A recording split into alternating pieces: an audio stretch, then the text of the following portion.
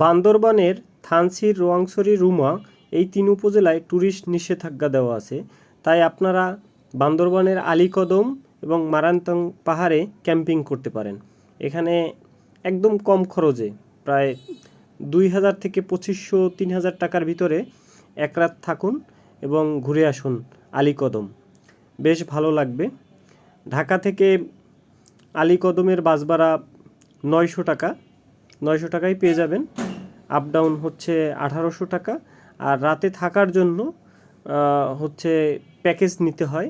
আলীকদম নেমে দোকান থেকেই ওরা বললেই প্যাকেজ আছে ৭০০ টাকা থেকে ১,১২০০ টাকার প্যাকেজ, খাবার এবং ক্যাম্পিং করার যাবতীয় কস্ট এর ভিতরে। এই তো। আর আলীকদম থেকে মারান্তং পাহাড়ে আপনারা অটো ভাড়া মারান্তং পাহাড়ের কোলগেসে নামিয়ে দিবে ২০ টাকা। আর যদি আপনি একদম চূড়ায় উঠতে চান বাইকে ১৫০ টাকা করে নেবে। আর আপনারা চাইলে হেঁটেও উঠতে পারেন, আধা ঘন্টা সময়ের মতো লাগে। এ হচ্ছে এইখানেই ক্যাম্পিং করে।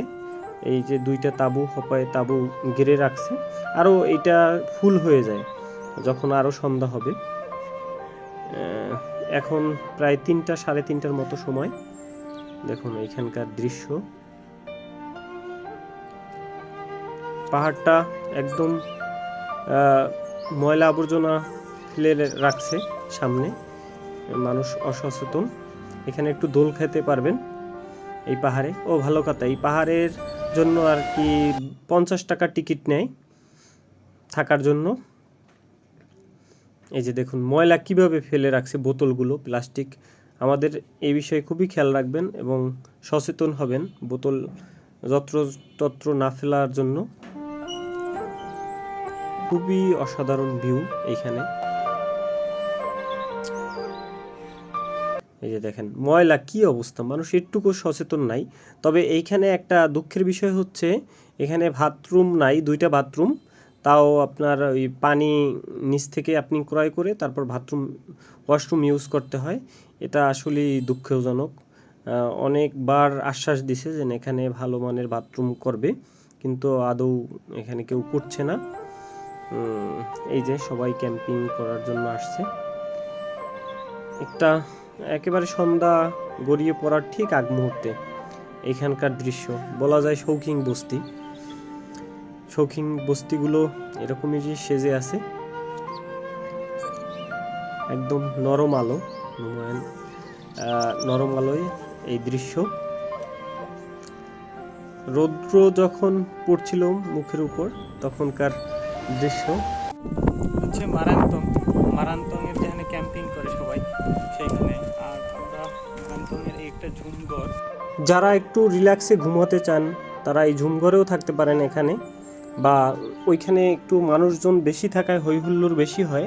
তাই যদি আপনি যার সাথে ডিল করবেন ক্যাম্পিং করার জন্য, সে বললে এখানে এরকম একটু নিস্তব্ধ নিরিবিলিত আপনার ক্যাম্প করে দিতে পারবে, বা ঝুমঘরেও থাকতে পারবেন। ওই সাইডে যে দেখা যায় ওইখানে হচ্ছে সবাই ক্যাম্প করে, বাট এই সাইডটা একদম নিরিবিলি। তবে সবটাই নিরাপদ এখানে, এই ঝুমঘরটাও নিরাপদ। এখানে বললে আপনি একটু প্যাকেজ একটু কম বেশি আছে, এখানেও থাকতে পারবেন। এটা হচ্ছে একদম চূড়ায়, মারান্তং ক্যাম্পিং করে একটু একধাপ নিচে। আর মারান্তংয়ের যে চূড়াটা একদম যেখানে মন্দির, ঠিক মন্দিরের সামনেই আমরা বসা। এটাই সবচেয়ে বড় চূড়া, এখান থেকে একদম দৃশ্য দেখা যায়। এবং এখান থেকে অনেক সময় আপনি সমুদ্রও দেখতে পারবেন।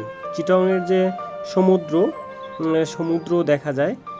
আবহাওয়া ভালো থাকলে আপনার এইখান থেকে সমুদ্র চিনায়, চিটাগংয়ের যে সমুদ্র দেখা যায়। এই ভিউটাই অসাধারণ, একদম শেষ বিকেলের নরম আলোয় এরকম পরিবেশে বসে থাকার যে স্বাদ, তৃপ্তি, আসলে এটা হয় না। আপনারা একদম কম খরচে এখানে আসতে পারেন এবং একটা দিন এখানে রাখতে পারেন, এবং পরের দিন আপনারা আলীর গুহায় যেতে পারেন এবং আরও আশপাশ সে ঘুরে দেখতে পারেন। বেশ ভালো লাগবে।